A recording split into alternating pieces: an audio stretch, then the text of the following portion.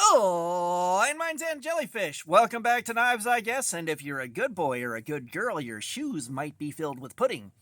But do me a favor and hit that like button, or no shoe pudding for you. And for the last week, we've been carrying the Cold Steel Code 4. And of course, this was a gift from Mad Yocco himself. So let's take a second to thank him in the comments. And let's take a look at what we're holding, because you know I'm too kind to you. So first things first, and most importantly, the pocket clip is tip up, which is the Lord's carry.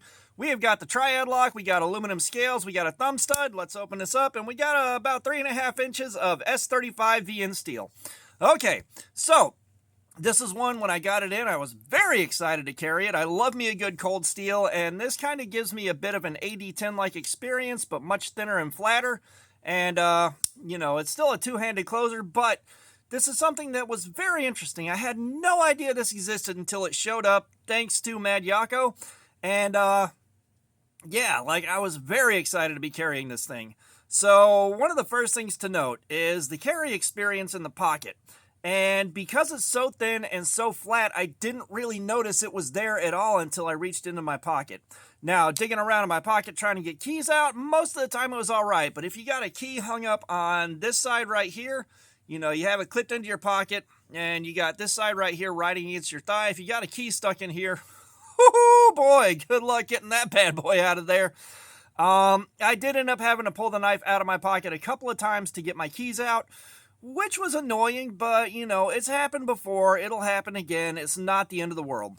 So, you know, like, generally speaking, my carry experience is nice. Now, let's see if I can catch this on camera, but it do centrifugal open.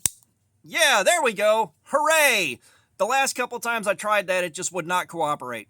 So that centrifugal open, if you guys know, I absolutely love a good centrifugal open, and this will do it, so I'm super happy about that. You know, a lot of cold steels that I've had will centrifugal open. This is no exception. So that was good to see. And, you know, so overall, carrying it was a pretty good experience. Now, cutting with this thing, it did pretty good. It did pretty good, but it felt like it dulled out pretty fast. But one of the first things I did was I took some really strong double wall cardboard and broke that down. I needed to make a smaller box out of a bigger one for something, and it kind of fought me on that, but that box also did not want to be cut. You know, it was kind of, they went to war with each other, and they were not happy either way. Now, I did break down some more cardboard with it at work, and that was just fine and dandy, but you know, it did fight me on it. So let's take a look at where our edge is right now, because it kind of felt like it dulled out a little bit. Let me get something to clean the edge off with, because of course, when you have paper dust and cardboard dust on there, it does tend to mess with the reading on the tester. And I want to give this thing the most fair shot possible. I do not remember what the edge quality was when we first started, but it was reasonably good. So we're still doing good. But, you know, right about there, I'm going to go ahead and mark that so that we know where to test. And this is how I normally check my edges while we're doing Cardboard Slayer, is I will go ahead and mark the area that picks up the first snag, and that's the first area I test. So we'll see where it is now. You know, this thing has got the nice big fat bevel that I like. You can see it right there. It's got a nice big fat bevel. It looks like it's on the factory edge.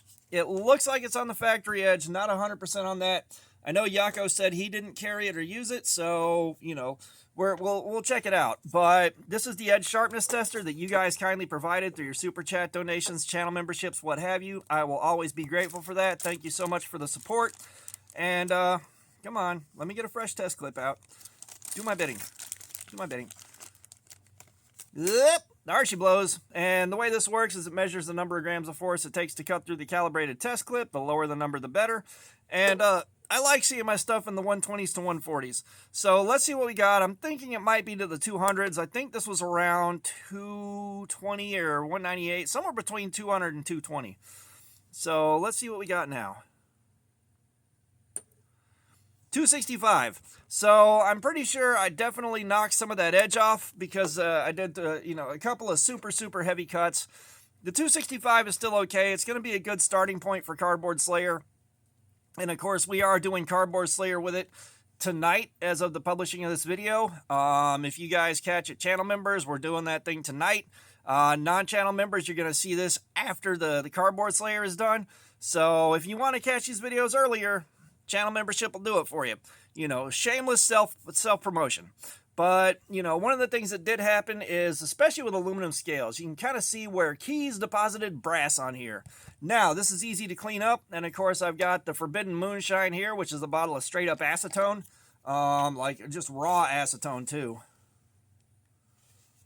And we'll get some acetone on here.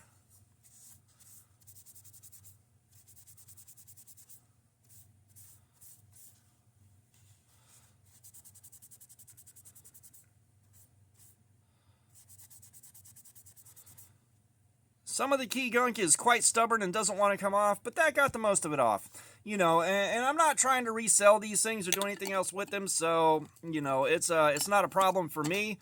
However, if you're trying to resell or you're trying to protect them or baby them or granny these things out, yeah, you're going to want to keep your keys in a separate pocket. 100% keep your keys in a separate pocket. All right, a little bit more elbow grease. And we got her pretty much back to how I got her. So, you know, the edge definitely took a hit. And, you know, that could be also where I tested it. Of course, where I tested it the first time and tested it the second time. You know, you move around back and forth on that wire, you're going to see different numbers. You're only testing an area as wide as the wire is thick. So, you know, of course, I had to hang one of my alien egg beads on this thing. I really just wanted to have one of those on me for a while. So, you know, and I wanted to do that because, of course, Yocco is going to get some of these at some point, but he really liked those alien eggs, so I figured it was apropos.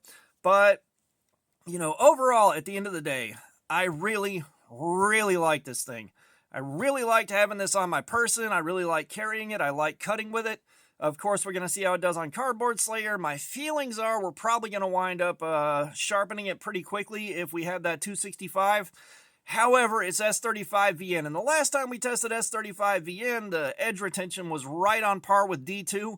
We got about a 4-hour session out of it, which, you know, wasn't terrible, but I was also told the S35VN that we ran tends to run on the softer side, so maybe we'll get more time out of this. I'm definitely curious. This is going to be our second data point on S35VN. We've only done one sample so far, so, you know, one sample is not indicative of the steel as a whole, but it's a place to start. So, you know, it's just, at the end of the day, it's really good. I enjoyed having it on me. I really like this thing. It cut well, it carried well, it did all the things I needed it to. And the most impressive thing is it's a cold steel that's one of their nicer units that I just did not notice that I had on me. You know, it doesn't have the absurd weight of a usual cold steel tank. And, of course, this is the cold steel tank experience, but much thinner and a little bit lighter weight. You know, it's just the fact that it's that thin is the thing that really sold me on this thing. Otherwise, it would have been like, well, I can do the same thing with an AD10. But as thin and flat as this is, it makes it it makes it pretty special. It makes it pretty special, and it makes it a very good experience to carry overall. You know, if you're looking at one of these and you're planning on getting one or you're thinking about getting one, I don't feel like you could go wrong with it. But, you know, that kind of covered my experience in general. There's not too much that really stood out about this thing. It was just overall a good experience outside of how thin and flat it is. That's what stood out about this thing, and it was a good thing. Now, I'm curious to see how the ergos wind up because it's a thin blade and it's a thin handle. The thin handle may or may not come in to bite me. I'm not 100% sure. I do know my fingers should not get caught in the channel on the back here, the gap that's usually on the back of these things, because, of course, the gap is covered by the triad lock. And, you know, and I'd mentioned it. Normally, I don't like a two-handed close, but I'll make an exception for triad locks because I just think they're neat. I like the triad lock. You know, it's overbuilt. It can do things that I'll never need them to do, but I can be confident that it's not going to fold up on me and do anything that I don't want it to do. So, you know, that's everything I can think of to say about this thing. So, all that being said, thanks for looking at my crap. Subscribers, you guys are awesome. Y'all keep coming in. I appreciate you so much. If you haven't subscribed, please do. We got live streams, regular videos. There's plenty of activities. Comments, I love some feedback. Let me know what you think about this thing or say thanks to Yocco for this. And we're going to plug some products from friends of the channel. They're not affiliate links. I don't make any money off them, just supporting some of my friends. And of course, I got my Amazon shop linked in the description, and you don't have to use it. It's just a good way for me to show you stuff that I found recently that I really like.